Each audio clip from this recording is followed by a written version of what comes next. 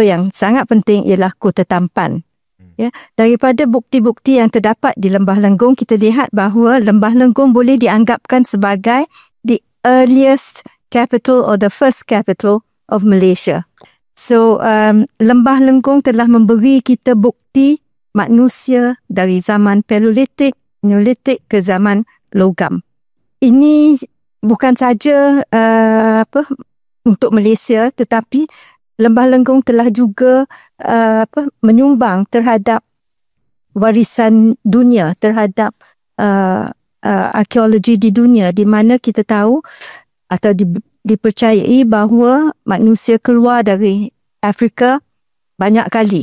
Dan satu daripada laluannya ialah melalui Lembah Lenggong. Pada Lembah Lenggong ke Australia. Jadi dari segi itu, pada masa tu dia ambil jalan darat ke, Prof?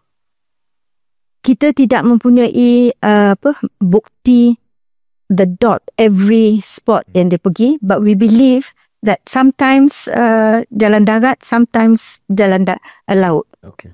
But kita tak ada ports all along the way, you know. It's a push-pull factor. Bukan all the way to the east, tetapi sometimes they go back west and then east and west and east and north. Yeah, so we don't have the detailed picture, but we do know that we were part of that route, that migratory route that took place many times. Okay. Dan sejarah menunjukkan dan bukti arkeologi menunjukkan bahawa kemungkinan besar mereka telah pun datang dan memilih Lembah Lenggong sebagai kawasan pertama untuk mereka mengasaskan masyarakat mereka lah. Right. Yeah. And Lembah Lenggong is so important that it was inscribed as a UNESCO World Heritage Site. You know, sebab dia mempunyai satu jigsaw, a piece of the jigsaw to fit in the history of mankind.